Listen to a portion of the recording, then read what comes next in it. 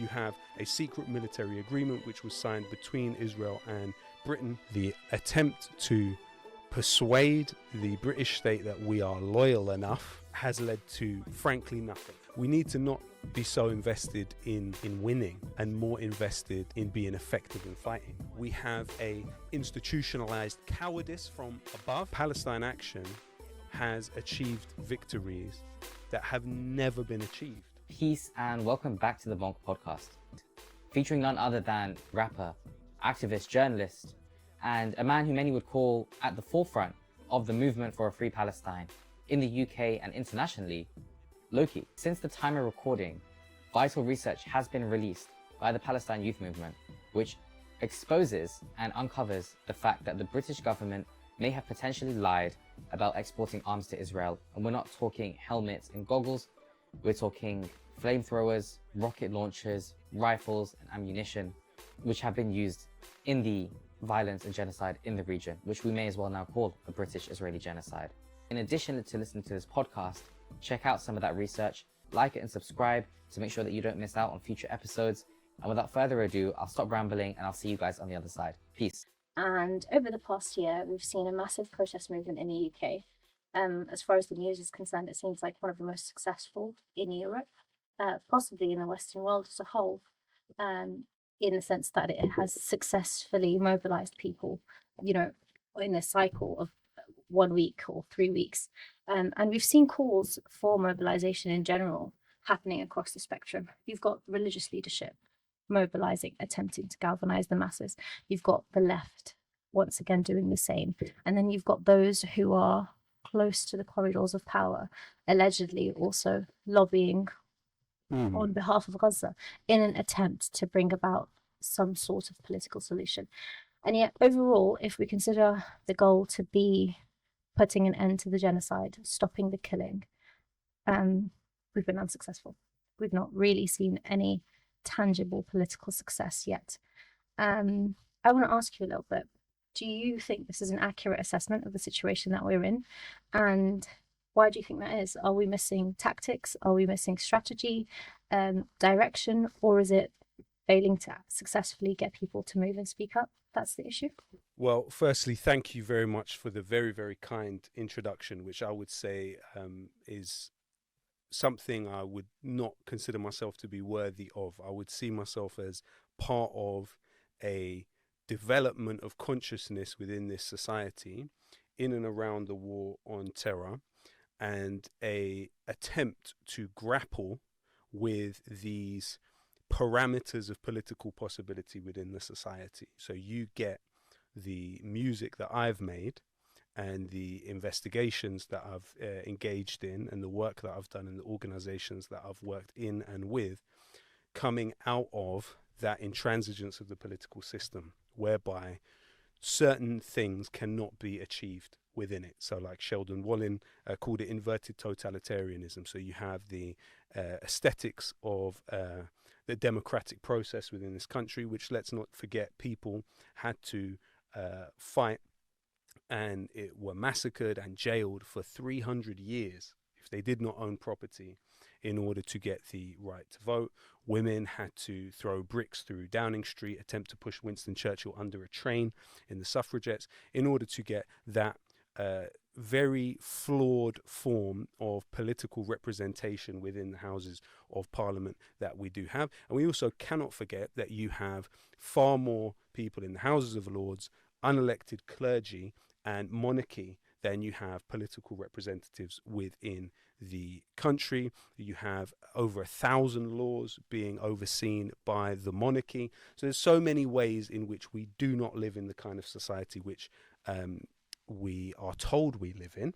And I would say out of that has come the art of people like myself and others sort of grappling with that. In terms of your appraisal of the situation, I would be perhaps reluctant to use the phrasing of we have failed, just because I would question who is the we in the equation. And I think that ultimately our problem within this society is a lack of attention to infrastructure and a tendency, because it's also part of the neoliberal economic system, where it takes what are collective problems and puts them into sort of individual terms. And so I would say that we are pushed constantly to think in a very individual way of how we may have not quite done enough in terms of this situation. I think ultimately a lot of our problem is focusing on where political discourse is rather than actually active material relationships are. So, for example, the Labour Party has been able to every now and again throw some bones in the direction of those active on Gaza in a similar way that the Democrats do, while literally having the R1 shadow planes going over the top of Gaza on a daily basis. Now, this is a plane that specializes in target acquisition, among other things, even in the case where Israel has killed British citizens in Gaza. The same day you had the R1 shadow spy plane going across the top of Gaza. And of the extent to which Britain and Israel are fully integrated as state machinery. So, for example, the same way Israel was able to integrate itself with the UAE through Celebrite. You know, one thing you have to remember about neoliberalism is neoliberalism took what were Yeah, we can just go. continue. So, for instance, with neoliberalism, what it did was degrade the state and empower private companies. Now, in some cases, states around the world were then able to insinuate themselves into private companies, which then became part of state structures in other countries. And no state did that, or no entity, which is an alleged state, was able to do that more successfully than Israel. Yeah. Because off the back of Unit 8200, which you have to remember, prior to the Oslo agreements, there was a tiny percentage of Palestinian society who were connected to phone lines. And so Unit 8200 had a limited amount of data. This is the unit within the Israeli military, which focuses on electronic communications, had a very limited amount of data to go off in terms of predicting the Palestinian population, in terms of ruling them, in terms of controlling them. But after the Oslo Accords, what was set up was a Palestinian telecommunications industry, which existed entirely under the auspices of the Israeli Ministry of Communication, in terms of where things are built, in terms of the taxation, in terms of how the companies can operate, in terms of the even machinery which entered the Palestinian territories. All of that passed through the Israeli military. And so these Palestinian telecommunication companies supposedly are really extensions of the Israeli occupation in terms of what they made visible. And so Unit 8200 post-Oslo became the envy of the world. And actually what Israel was then able to do with a little known policy passed by Netanyahu in 2012, and it was covered in Calculus Tech, but nowhere else, was to move agents from Unit 8200 into private Israeli companies. It's out of that you get Black Cube, who spied on the Harvey Weinstein whistleblowers. It's out of that you get a whole plethora of these famous companies that you have, for example, with the Pegasus spyware. All of this came out of Unit 8200 alumni.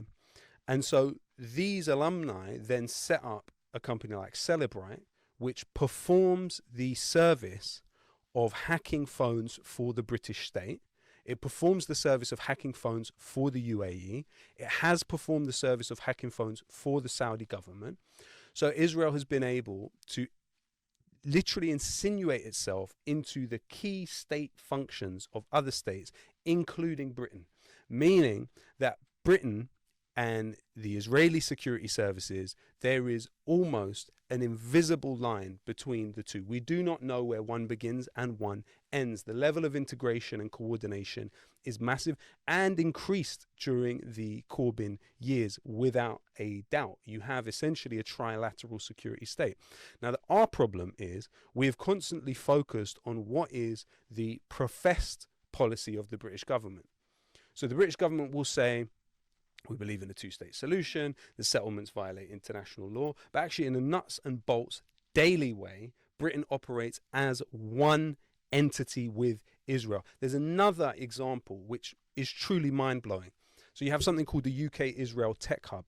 Now this is a body which is funded by the British Business Ministry. It's funded by the British Foreign Office, and it's funded by the British Embassy in Israel itself. Okay, now it's based inside the British Embassy, but is staffed exclusively by former agents of Israeli intelligence, former Israeli soldiers, and even headed by someone by the name of Haim Shani.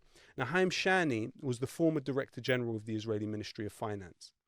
So this is an organization funded by the British government in the British Embassy, staffed entirely by Israelis, which works with the explicitly stated purpose of obtaining public sector contracts in Britain for Israeli companies, Israeli tech companies. Okay? So this is long-term infiltration and state capture that we are talking about, funded by the British public. Now, in the case of Haim Shani, simultaneously, he is the Director General of, he was the Director General of the Finance Ministry. So simultaneously, he is the head of the UK Israel Tech Hub, but he was also a director of Celebrite at the same time it procured the contract in Britain. You also have all form of other ways in which the British police, for example, use something called NICE Systems on its investigations in Leicester and in other parts of the country. NICE Systems is a subsidiary of Elbit Systems. Again, Haim Shani was a director of it. So I think a lot of our problem has been accepting the framing which is given to us by those who are already invested in our disempowerment politically and otherwise, of how we're working out how the state operates. We cannot change the British state. The British state will kill us before it allows us to change it. The British state will spy on us and infiltrate our families. And this, you know, it takes us back to a key way in which we understand this. You know, what happened to Rachel Corrie's family after she was killed?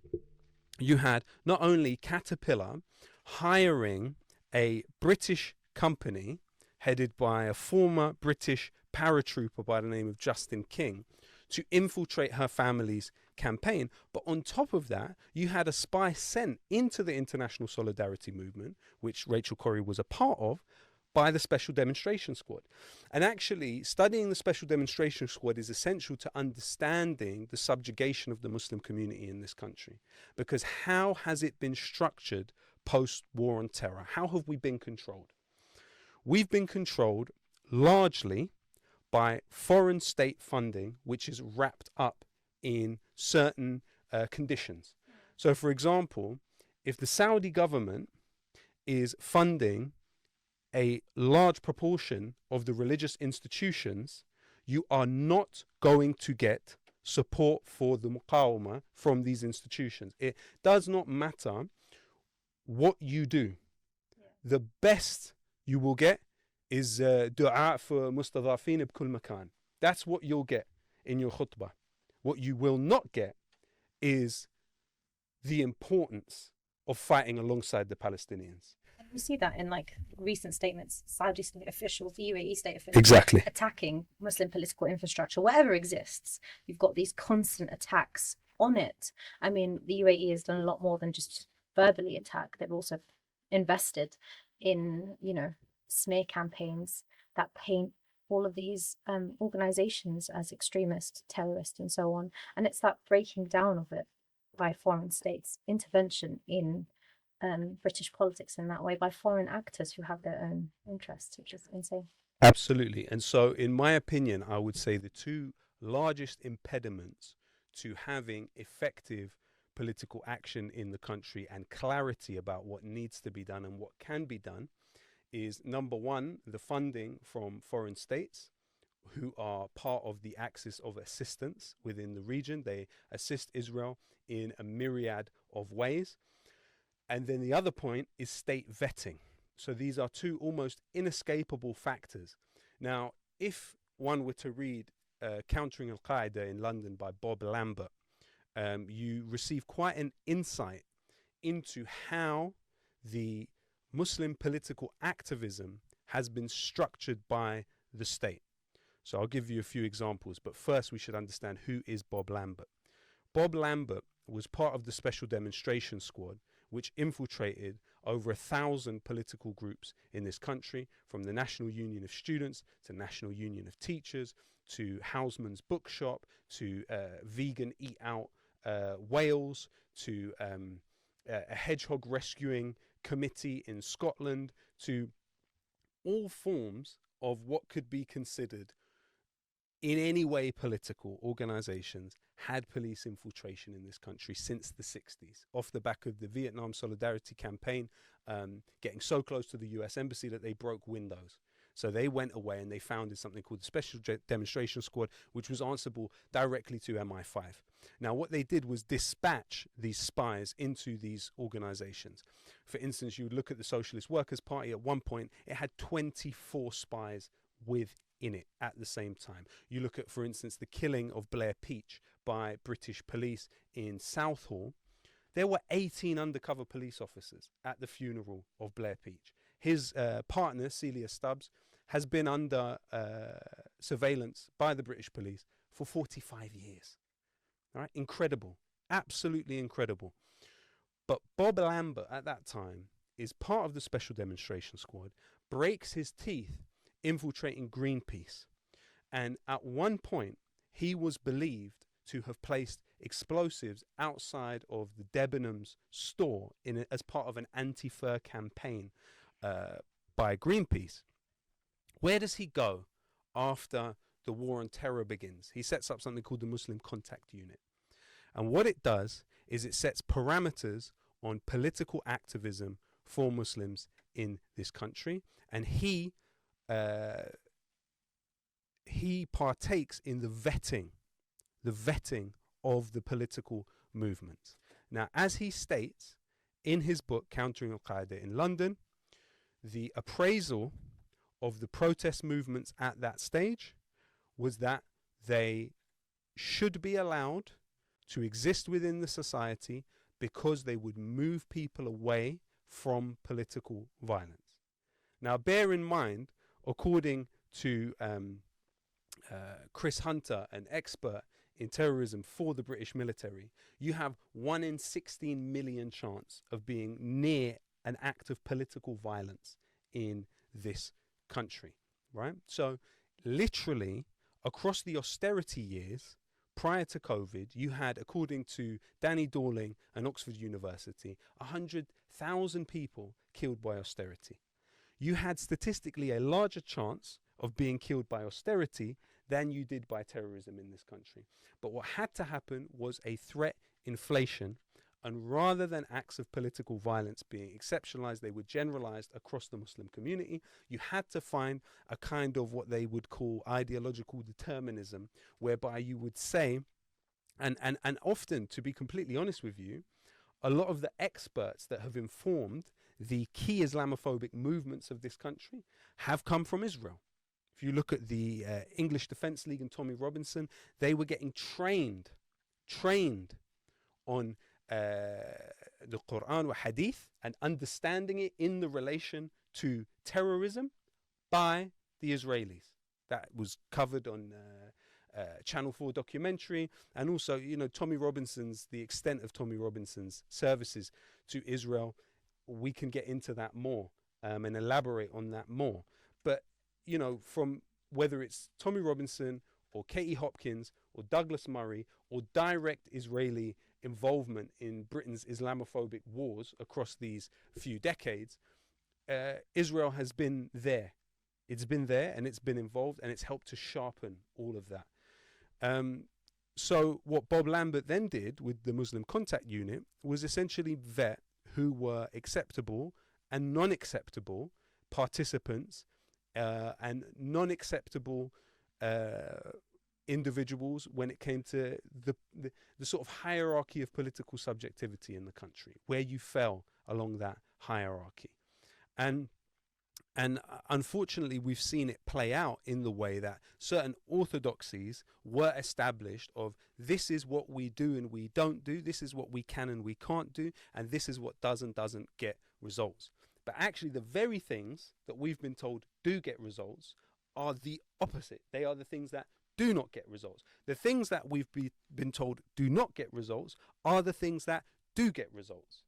Yeah, and so that's the position I would say that we are in. We have a institutionalized cowardice from above, and cowardice is contagious.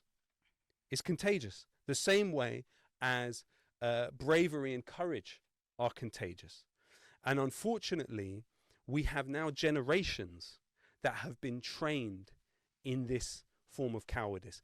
And we have to ask ourselves, across the war in Bosnia, the war in Libya, and the war in Syria, why is it that actually thousands of Muslims from this country were able to go and fight and participate in those wars? The likelihood across those wars of you being in al-masjid and hearing wujub jihad for any of those places I just mentioned, you'd hear it. I mean, well, there was certainly a small window of time where you may have, but perhaps you know better than me. Yeah. What you would certainly hear is from the states funding the religious institutions, the fatwa that would come out. From the ulama within the states that fund the institutions in this country, you would have that in all of those examples, including in Iraq under US occupation. Yeah.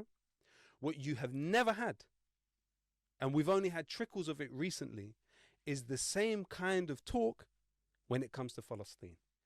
Never had that talk about Lebanon. Now, if we actually go into the mechanics of how these things happened and how you had a society which was simultaneously mobilized when it served foreign policy objectives and then heavily disciplined and surveilled when it served those foreign policy objectives, look at the case of Shamima Begum. I mean, I guess an obvious example would be Afghanistan, but that's obvious, but it's slightly different. Prior to the terror, and in those in Bosnia, but again, I think the distinction that people would draw, you know, what people would contend in that instance is that we're talking pre and post war on terror. Pre-war on terror, of course, I mean, it was a very different landscape in terms of masajid being able to mobilize for jihad and open calls to jihad, open calls to funding of jihad and mujahideen and stuff like that. And then post-war on terror, there's kind of like a break between being able to do that and not being able to do that. Not that it's ever been done for Palestine in that way, but that was just it was a detour. As Abdullah Azam's the route to Palestine is through Afghanistan. But for example, what you mean with that also is that there was an alignment of foreign policy objectives. So on the issue of Russian occupation of Afghanistan, however, the point I would make is the formation of the community, when we look at the case of Shamima Begum, tells a story which has not been properly analyzed and looked at. So for example, when Shamima Begum and her two friends, who they were all teenagers, they were all schoolgirls, left to go to Syria, they were first pulled by Prevent within the school. And part of the Prevent duty allows counter-terror police to interrogate children without informing the parents. And so what happened in that case is the parents were not informed. Now the children go, but who do they meet on the other side? An individual who was working, according to Turkish police, he was working for the Canadian embassy, but a British government employee within the Canadian embassy. Now, Richard Kerbadge, who, by my personal estimation, acted as a conduit for stories coming out of British intelligence services. That's my personal appraisal of his work within the Times newspaper. He published in his book on the Five Eyes that there were hundreds of British citizens, mostly British citizens, who went through that same individual.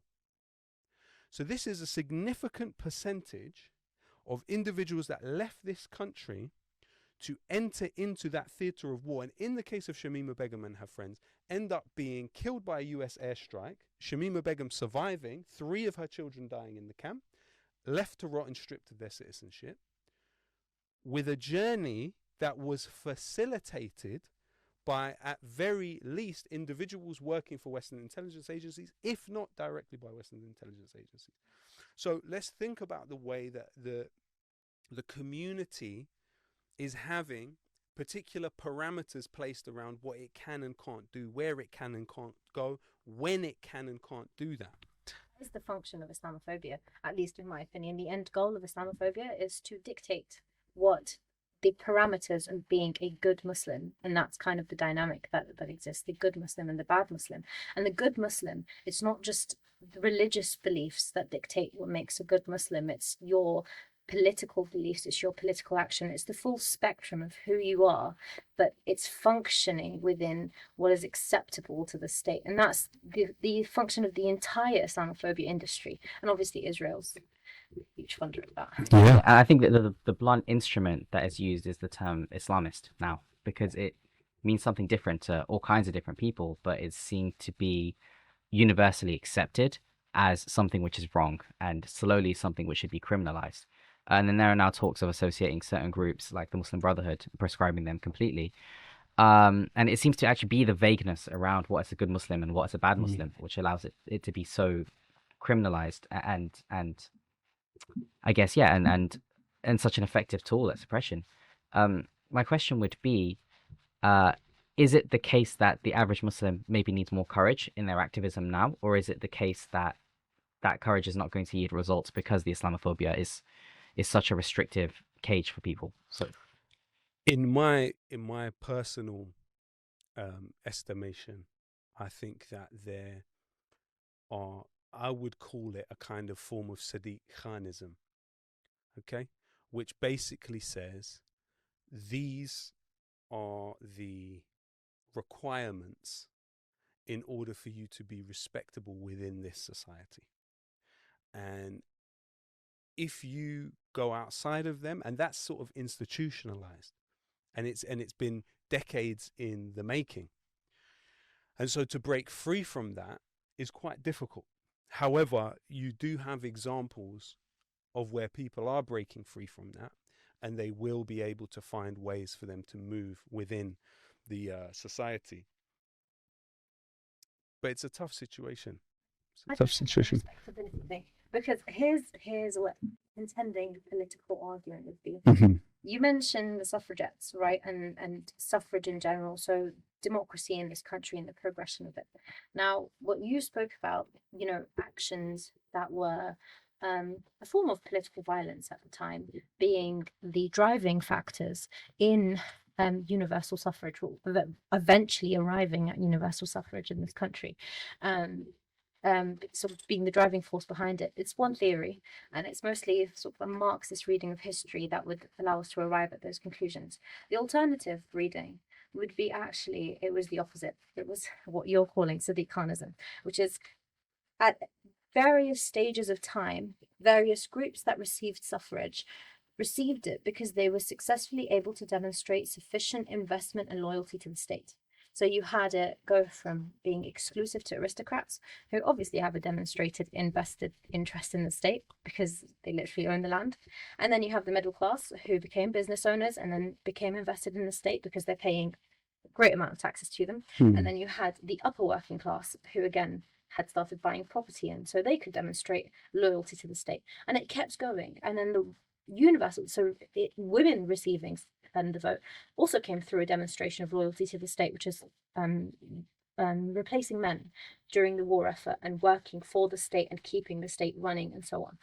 So in those various stages, if you read it in that way, if you read it that actually it was pledging, not just pledging, demonstrating that you were completely aligned with the interests of the state in order for you to be included in the fold of having any kind of political say, even if it's literally just a vote, which really, first past the post, what does it change?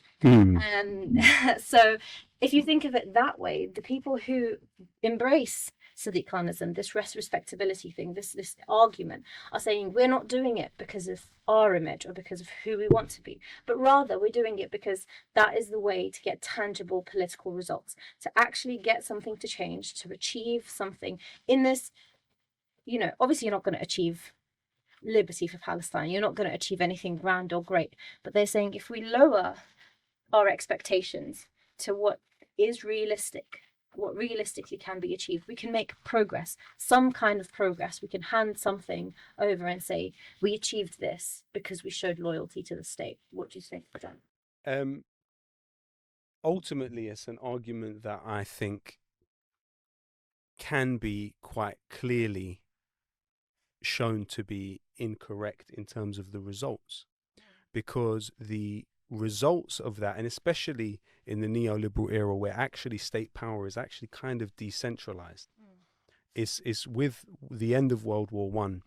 Undoubtedly, there were economic advantages with integrating women into the political process in that way. There were ways in which other societies around the world, so for instance, a big issue was what would happen in competitive states and being seen to be showing rights to the people in British society that in other states they had. Also, there were these kind of considerations.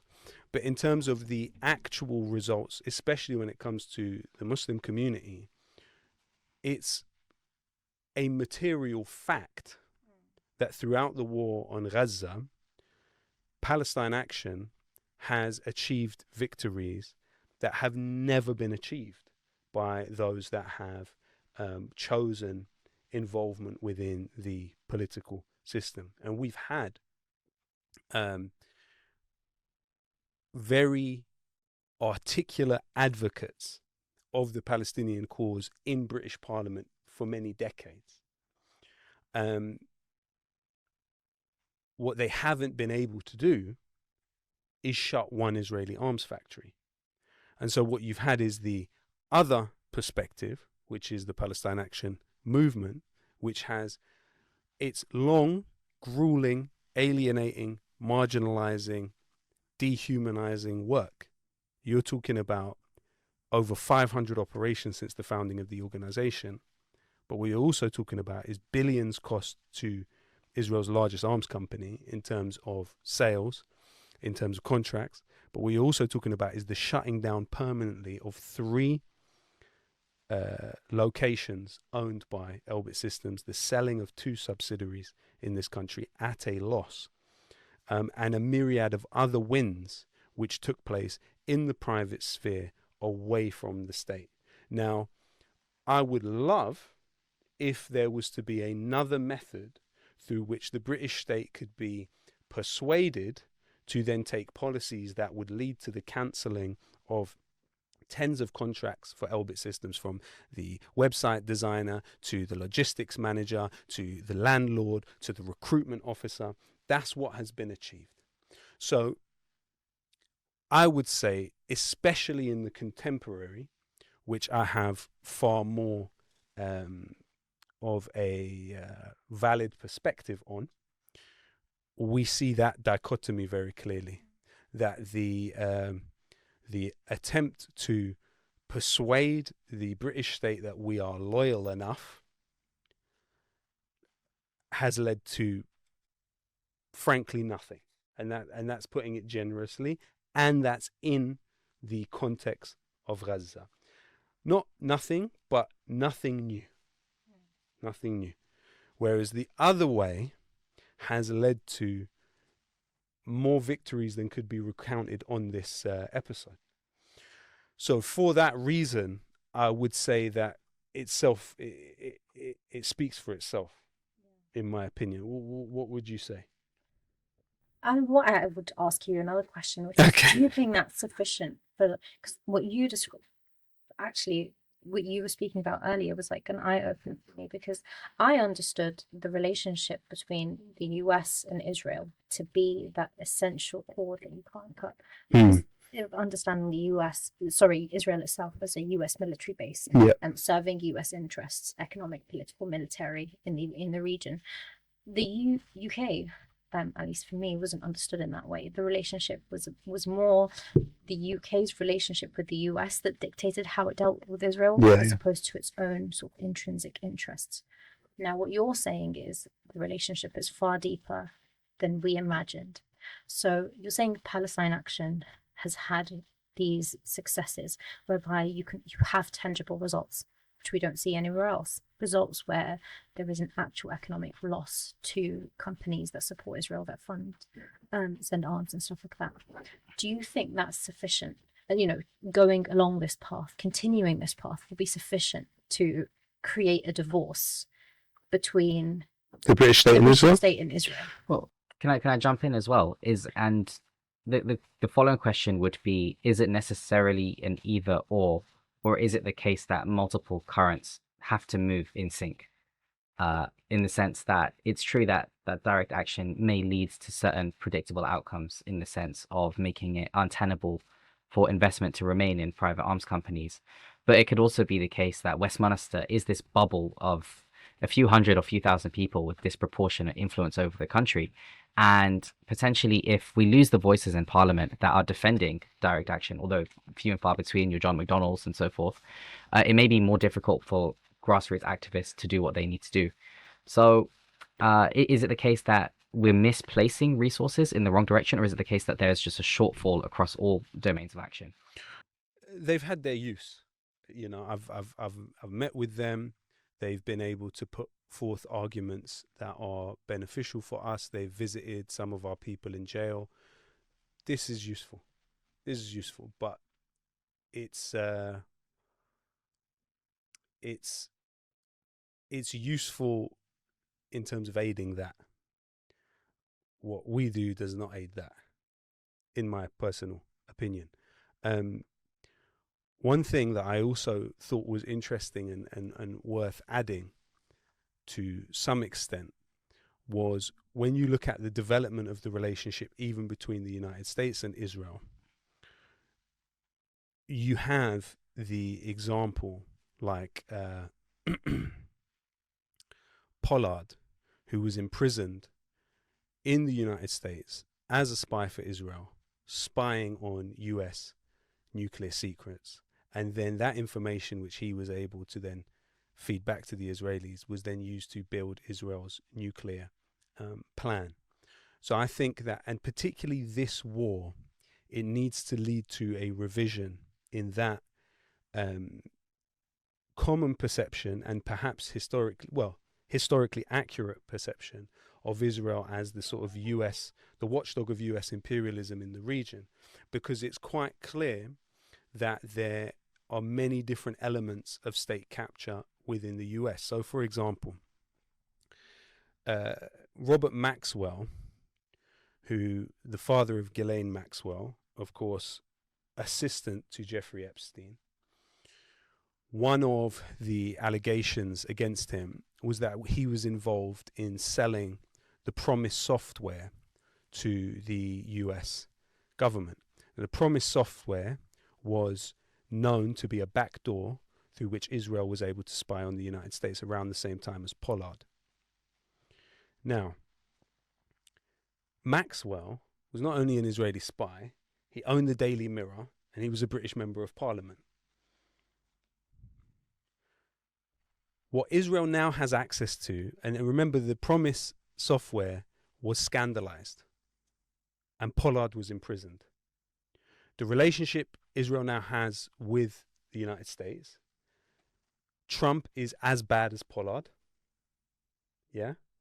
And almost all of the US military classified databases are managed by companies that their cybersecurity is carried out by companies that came out of Unit 8200. Yeah. The Washington Post's cybersecurity is handled by Proofpoint. Proofpoint has absorbed over 3 Israeli intelligence companies in the last 10 years. CNN cybersecurity is handled by the same company, Proofpoint. The cybersecurity companies, Israeli cybersecurity companies that exist within the US and manage literally US military databases, do exactly what the Promise software was alleged to have done. Oracle, which handles data for the Ministry of Defense in this country, for the Home Office in this country, for the NHS. Oracle, which handles data for TikTok. Oracle, which handles data for all of the FBI and CIA databases. The founder of it, Larry Ellison, is so close to Netanyahu, he offered him the directorship of the company. Larry Ellison is the biggest funder of the Israeli Friends of the IDF in the history of the organization. So everything that was scandalized decades ago, everything that Israel at one point had to try and blackmail Bill Clinton with the Lewinsky scandal because they were hacking his phone, is now there. Israel has it in the United States and in Britain. So my point is that ultimately, everything that Israel worked for decades from the US and British governments, it now has. So for example, this idea of emptying Gaza is an Israeli plan. It's Zionism. The Nakba was the precursor to this. This is the big tech Nakba, which actually will have, I dare say, more historical echoes and reverberations than the Nakba itself. And Netanyahu has been able to have it marked historically as the Trump plan. You would not have a US president that would ever have done that previously. To call the plan of emptying 2 million people out of Gaza across the world to now carry the name of the US president at the time, unprecedented. So in my personal estimation, we are at a new level of state capture, really. And you mentioned that, or we're really at a point now where we've never been before in terms of the brazenness of state actors in their willingness to support open genocide, and to call it whatever, to release an AI video of hotels in Gaza and saying that they're going to turn it into a commercial property. And we've really reached a point where people have had to choose to pick a side. And you can dress up your position however you want, but everyone knows where David Lammy sits. Everyone knows where Keir Starmer sits. And there's clearly too much value from the Israeli state in terms of security, in terms of intelligence, in terms of deep financial and economic entrenchment, that they are not willing to let that relationship go by any means at all. And that's why the thesis behind direct action and breaking that bond, exposing it and making it untenable, seems to have more credence than maybe arguing in Parliament, which has just got us nowhere. Now that, is this something that you feel has only become clear recently? For me, I've been involved in the direct action movement from the beginning, but in terms of my understanding of the difference between it and the existing political options, really post October 7th, it has crystallized. Of course, we saw the intransigence of the political system in the way in which it was able to neutralize Corbyn and the Corbyn movement, and I was a believer in the Corbyn movement and pushed it hard locally and internationally. But we saw just the way in which the state, and frankly, let's be clear about this, the Board of Deputies, which militated relentlessly against Corbyn for all of those years, in the year post-Corbyn, put in its trustees report, we have a close working relationship with the Israeli embassy and strengthened links with the Ministry of Strategic Affairs and the IDF spokesman's unit. No one within the media sphere looked at that and said, okay, so here's a clear admission that ungenerously you could describe as an Israeli embassy proxy, generously you would describe as an organization coordinating with the Israeli embassy, was absolutely pivotal to the killing of Corbynism. So this was an operation of the trilateral security state. When Mike Pompeo says, oh, if Corbyn can survive, if by some miracle he can survive the gauntlet laid out for him. This is the former head of the CIA saying the gauntlet laid out for him. They knew what they were doing with Corbyn. You had the British-American project established in this country decades ago, funded by the US Embassy. If I remember correctly, Lammy was a part of it. You have all manner of figures from Jeremy Paxman to, at one point, bless him, Benjamin Zephaniah was part of it. Gary Young is part of it. You have numerous figures from within what we understand to be the cultural left. Yasmin Alabai Brown, part of it. Almost anyone that you'll see. So through the British-American project, you have the entire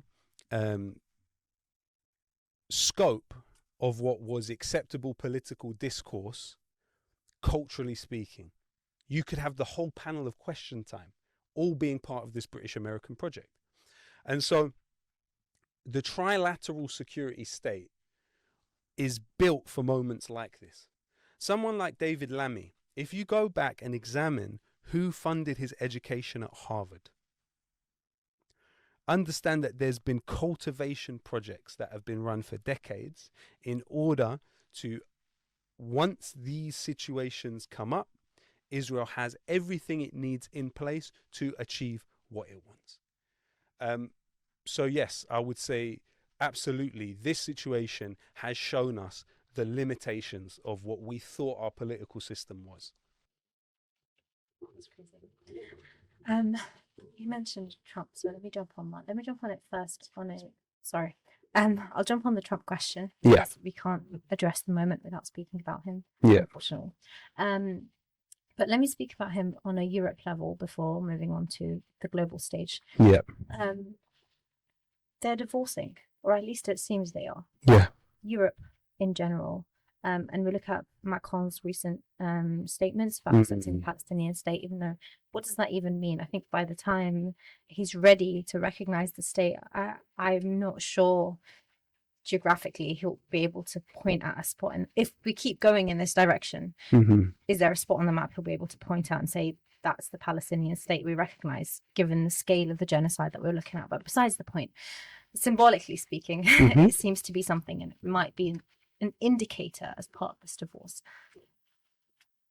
The fall of the American empire, Trump has accelerated it. I think people were talking and they were saying the only justifiable reason to sort of vote for or support Trump, at least in the American Muslim context, is that he will speed up the process of the fall. He'll dismantle the empire, and I think he's done an excellent job at that.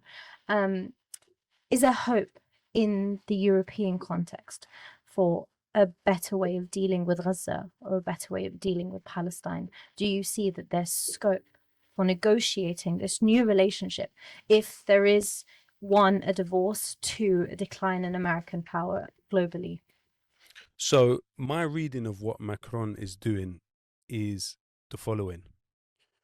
When Britain designates the IRGC as a terrorist organization, the back channel which will come in its place would be France. Now, in order for France to have that back channel status, it needs to have the appearance of not being as pliant to the US or to Israel as others.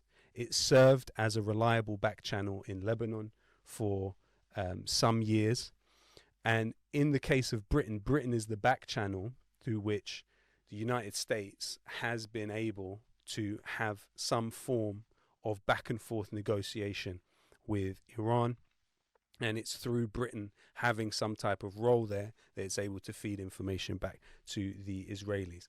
But it is very likely under Biden, and this is the case, The Israelis were pushing Britain to designate the IRGC. Now, the Biden administration told the British government not to designate the IRGC. Now, Trump is in, and the Israelis basically give him a laundry list of what they want him to do, and he gives them extra sometimes. I believe that that's going to be the next step within the next year or so. So I think that's what some of the French stuff is about. France has no likelihood of empowering the Palestinian cause in any way, shape, or form. Not since de Gaulle have you really had somebody that would take any meaningful. Jacques Chirac took a position on the Iraq war, for example, but then as soon as it went ahead, they sent a force to assist in the occupation of Iraq. So it's unlikely. I think what the US military establishment is doing is escalating in the way that Trump wants it to, but then once Trump is out of office, they will basically go back to business as usual on the European front, because you have to remember this is decades and decades and decades and decades of build-up of US forces across Europe, including in this very country. There's 12,000 US military personnel in this country. Of course, it's never mentioned. It was revealed by Matt Kennard for Declassified UK several years ago. But the point is that relationship is so deep and so long running that even a Trump term in the White House is not going to undo that. Is not going to undo that, in my opinion. Interesting. And you mentioned that Macron doesn't seem sincere, or France doesn't seem willing or able to be any friend to the Palestinian cause. I think it's expected, especially because they're in the driving seat of the EU, and the EU has been a primary steadfast support for Israel over the last the last few decades. Really, it's been unbreakable. Trump is obviously, he's taken this approach of raising tariffs and of isolating himself and the US as this global power. Do you see the breakdown in relationships as something that might take place in the next kind of few years, in the next decade or so? Ultimately, I don't. I think he is hoping to build back US industry. You know, one of the great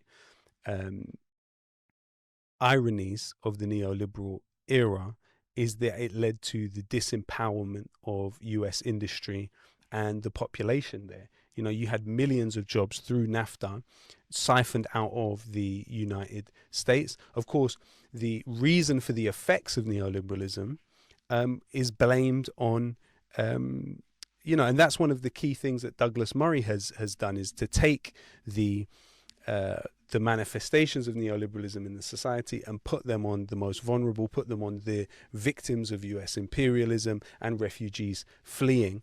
And I think that in the case of this break with Europe, I don't think it will happen in a meaningful way.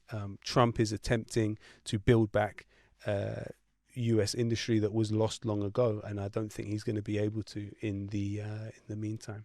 I don't think it's a bluff either. I think he is committed to building the US's capacity, and we've seen China are not backing down either. So things seem set. But it does seem that the relationship between, at least in Britain, between the right, between Israel and between the US, seems to be strong. And even if there are little skirmishes here and there, it looks like in a few years we might have a problem there. I think a lot of people in Britain might be looking for an alternative or a counterbalance, especially with the weakness of the Labour Party and the fact that they have completely let everyone down. And of course, the Jeremy Corbyn movement is not existing in the same way it was. Corbyn has taken kind of a back seat. So what kind of movement can your average person in Britain look forward to? What can we start to try and mobilize around? Is there anything that we can latch onto or try to develop, and what might that look like?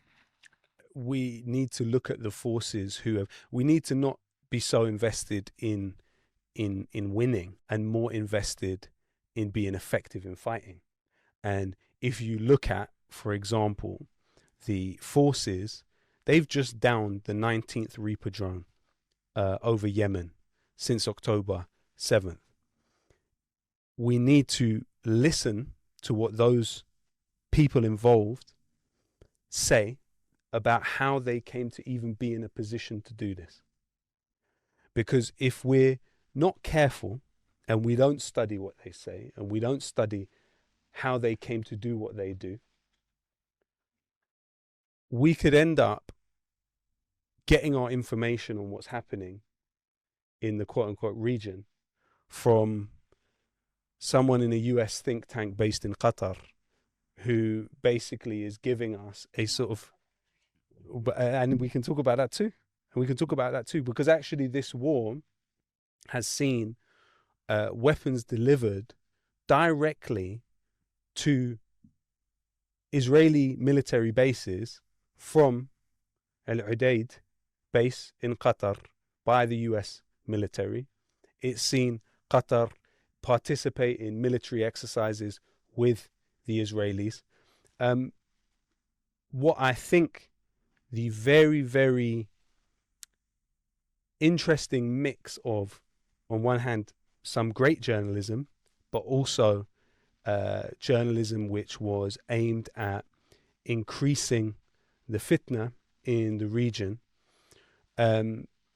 has led to is the perception that Qatar is just Al Jazeera, when actually Qatar normalized relations with Israel long before the Abraham Accords. At the time of Operation Castlet in 2009, Israel had some form of low-level diplomatic representation in Qatar. The board, the Abraham Accords were just a formality, as in True. no one actually believes that Saudi hasn't normalized relations. They just believe they haven't publicly made a Well, song and dance about it. I think Saudi is viewed as more kind of still up for grabs to some extent by many of our best analysts, unfortunately.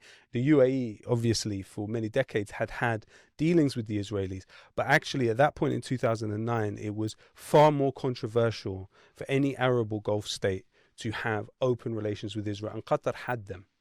Qatar had them. And we have to look at this war in terms of who were the groups that were able to effectively cause losses to Israel and who were the groups that did not. It's very, very possible that weapons delivered from the Al-Udaid base to the Israeli bases were then dropped on Al Jazeera journalists and killed them. What is this in Gaza? That's well, it was something I did want to discuss. So, to the tune of billions, undeniably, Iran has funded various movements across the region. You mentioned the axis of resistance. Is there an axis left? Iran, up until now, despite its previous funding of these movements, seems to have, at least it might seem that way, I'm not saying that is the case, to have forsaken them. It seems to have decided that direct confrontation with the US is not the route it wants to take, and that it will avoid it. The thing is, what we're looking at now with the Trump administration is that direct confrontation might be something inevitable. So the question is, if Iran was afraid to fight this whole time, if escalation to the level required to save these movements was avoided to avoid escalation into direct confrontation, what happens if that's no longer a choice? How will Iran navigate the possibility of outright war with the US? Well, you obviously have a dynamic that exists within the Iranian political system, but also we have to remember that you had Al-Wa'd al-Sadiq 1 and Al-Wa'd al-Sadiq 2. Yeah. Now, these struck Israel in unprecedented ways and arguably were part of a deterrence that has kept Iran to some extent safe as it is now. However, what you also have to remember is that I am of the opinion that Israel killed the foreign minister and the president of Iran during this war. Now, we have a lot to go off in order to come to that estimation. We cannot state it definitively, but I believe that that is what happened. Now, no other state in the history of the Palestinian cause has paid the price that Iran has paid for supporting it or has supported the Palestinian cause in the way it has. Materially, factually, no state has done that. And that doesn't deny the deep level of penetration that exists within the Iranian state. That doesn't deny the deep level of a strand and a trend within it, which is pushing with all of its might away from confrontation with Israel. That exists without a shadow of a doubt. However, I think that, frankly speaking, societally, we have a lack of gratitude, for what was built up over these decades, and was not built up in a emotional way, and was not built up in a frivolous way. It was built up in a meticulous, carefully crafted, deeply thought about way through constant sacrifice. Not just sacrifice. The vast majority of us did not answer the call when it came. We didn't answer the call. And that is on us. That's on us. We're not going to be able to point fingers in these other directions in the end and say it was because of them. We didn't implement our own ideology. They escalated and we de-escalated. And you know, in my opinion, we're gonna have to wear that. So you know, what would it have meant for us to actually answer that call, especially us here in the UK? Let me put it this way. Yeah. What they don't tell you about is that in the 80s, the Israeli ambassador in this country was shot in the head on the streets of London. Yeah? This person eventually died in a vegetative state. What they don't tell you is that a car bomb went off outside the Israeli embassy. They blamed it on Abu Nidal, and then the people back project and say, oh, he was an Israeli spy. Why do they say he was an Israeli spy? Because they say, oh, the Israelis didn't want an acceptable Palestinian face that was willing to negotiate with them. And who was that? That was Arafat. The same guys that killed Naji al-Ali on the streets of London in direct coordination with the Israelis. And so somehow you have it remixed that the ones that sought escalation, that the ones that sought to actually militarily confront Israel in any place in the world, they were the spies. Because what Israel feared was a reasonable negotiator that the US could accept. This is the psychological warfare that has played out across these years. We cannot fear jail and death. We cannot. Yeah? That needs to end. If Gaza teaches us anything, it's that is the biggest karama. That is the biggest sharaf that we could ever have in this cause. And that actually we are better off there than we are out here. We have to have that as one of the yaqiniyat, one of the certainties. Until we have that, we are not effective. Any of the individuals that we may not have mentioned during this sit down had that certainty. And yes, they paid a price. Yes, there was suffering involved, but that certainty allowed them to be effective for that period of time that they were effective. Effective in fighting, not necessarily in winning. So you're saying the goal is to effectively fight as opposed to win or even aim Yes, to win. because we're not going to. In any of the ways that are laid out for us, we are not going to achieve the ultimate victory. It is an incremental attritional fight, meaning it's generations down the line, meaning it's not in our lifetime, it's in 4 or 5 generations. But in order for us to get to that point, we need to do the work now to educate these generations on what it means to stand up. Whereas what we have is the opposite. We're educating these generations in a learned cowardice, which ultimately is self-serving, and while the opposite is viewed. So they'll look at it, what I'm saying is this is very short-termism. What do you think for the next decades of your life? Yeah, you're a short-termist, that's what they say to us. Actually, they're the short-termists, because what they're looking at is just their generation being safe within this society. And who taught us that there's anything wrong with going to jail? Who taught us that? Who taught us that that's not part of our struggle? Who taught us that we should be so afraid of a little bit of inconvenience? We have qudawat. And what do all of our qudawat say? They don't get their legitimacy from the British monarchy. They get their legitimacy from the fruit of their labor and what they were willing to sacrifice in order to achieve that. And the space at which safety is will just constantly get smaller and smaller. Think about it. Think about it.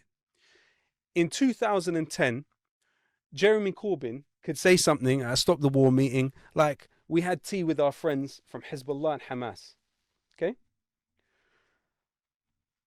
It went from that to, if you support the Palestinians, you're an anti-Semite, to where we are now. If you exist in that small space, you're just going to get smaller and smaller and smaller and smaller. So what is seen as... So more of us need to exist outside that space to be safe. Of course, because that's the way you achieve the victory. Because power concedes nothing without demand, like Frederick Douglass said. And what we're basically being taught is how not to demand, but how to sort of maintain some form of self-respect by telling ourselves we are demanding. No. If you're making weapons for Israel in my vicinity, your factory will be smashed. I don't care what the cost is. Because whatever the worst you can do, whatever the worst you can do is better for me than going along with you and allowing you to do what you're doing to our people. So it's a moral imperative to exist without, outside of the system, outside Precisely. of what's acceptable. Precisely. And in terms of actual victories, it's the only place in which victories have been won during this period, in my opinion. And I would love evidence to the contrary, because I have been... Have you heard of our 5 independents, actually?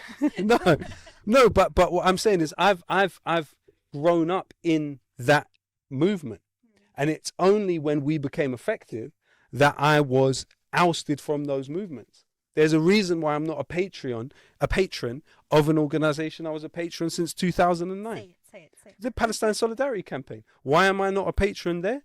Because I support the direct action. Why am I not welcome at the marches to speak on the stage that I'd spoke on for over a decade? Because I am an advocate of that particular movement. That particular movement is effective. That's it. So, ultimately, it's all for the best. It's all for the best. It's interesting you mentioned, and you make a really compelling case. But there seems to be, I guess, one could argue that the reason that Israel have been able to act with impunity is because they have built decades of soft power, financial, institutional entrenchment, and essentially have made themselves invaluable to the British state. Now, it seems that if as a community, let's say the Muslim community or the pro-Palestine community, we collectively decide we're going to go outside of the system, we are going to take a very hard line. I tell you the least we could do. We would start with Regent's Park, and we'd say, why, according to these documents, do you have shares in BAE Systems? Aqal shay.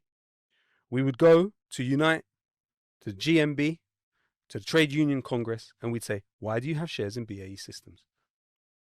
It doesn't mean we even have to do things that put us in the possibility of jail. It just means that we have the understanding of structures and the way that the structures function within this state today, now and here. The park or the mosque? The mosque. And this is publicly accessible information. Google it right now and you'll see it. I don't know if they still have the shares, but they have had shares. That should be problematized. Bringing the Board of Deputies in should be problematized. Getting this organization, Nas Legacy, to organize the singing of the national anthem, when you actually look at what Nas Legacy is, the links with the Board of Deputies, the links with the US State Department, say this is a problem for us. This is a red line. Don't do it. Don't do it. If you do it, there's a price to pay. That's it. Enforce a cost. Enforce a cost on khiyana and cowardice. That's all I ask. That's all I ask. I mean, there's different roles that everyone can play. Also, don't be antagonistic towards us. Don't tell us we're a danger. Don't tell the younger generations that we're going to radicalize you and we're a danger to you. I think, yeah, that's the biggest thing. We don't show solidarity across the board for those of us who are the most useful and those of us who sacrifice the most. Yeah. And that's disastrous, because if you look at what's happened with Palestine Action, I think Hassan Qureshi mentioned it not too long ago. And the same kind of things that have happened with Cage. Where's the scholarship? Where's the scholarship when it comes Agreed. to activists who are Muslim, who have been imprisoned, who are facing horrors today within the prison system in the UK? Yep. Like, we are so scared of our shadow Yeah. that we can't even extend the hand of support and solidarity to our own. Exactly. And in ways, and there's ways in which you can do things that, if safety is the issue, keep yourself safe. Send them money. Go visit them. All of those things can happen. But again, it becomes so automatic that, I don't know, man. I don't know. It's hard. It's hard because I've got a question there, and I'm conscious of time. Yeah. We have national marches organized by organizations that you mentioned before, where, maybe a few 100,000 to 1 million people will go every week, and that's where the energy goes. And we have a lot of attention going into social media and into all kinds of different things. Do you think if there was a conscious top-down effort from those leaders in the pro-Palestine movement to basically say, let's put more attention on the companies, more attention on holding those companies to account, and if that was the strategic push that was made, we would be seeing much faster results? I'd say, look at it like a body. There are pressure points in the human body. There are points within what Israel does in this country where it is more vulnerable. We don't choose the arms trade because it's for any other reason, but it has the most legal mileage, because that's the most contentious part of what Israel does in this country. It also makes sense from a PR perspective. Absolutely. No one supports it. No one supports it. So therefore, these are targets which are necessary.